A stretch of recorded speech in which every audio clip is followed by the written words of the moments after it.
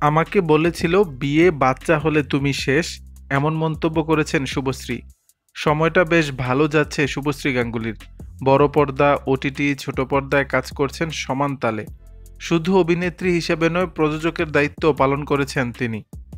1 বছর আগে 2023-এর নভেম্বর মাসে দ্বিতীয়বার মা হয়েছেন অভিনেত্রী। কাজের পাশাপাশি 2 ছেলে মেয়েকে নিয়ে চুটিয়ে সংসার করছেন নায়িকা। এদিকে ব্যস্তবহুল জীবনের থেকে কিছু সময় বের করে প্রায় ভ্যাকেশনে যান শুভশ্রী। সেই ছবি সোশ্যাল মিডিয়াতেও তুলে ধরেন, যেখানে দেখা যায় 2 সন্তান ইউভান ইয়ালিনীর দুষ্টু মিষ্টি আদুরে মুহূর্ত। সম্প্রতি কলকাতা শহরে আয়োজিত ফিল্মফেয়ার অ্যাওয়ার্ডসে বাবলির জন্য সেরা অভিনেত্রী পুরস্কার পান শুভশ্রী। তার হাতে অ্যাওয়ার্ডটি তুলে দেন বলিউড অভিনেতা রাজকুমার রাও। পুরস্কার পেয়ে কিছুটা আবেগপ্রবণ হয়ে পড়েন নায়িকা।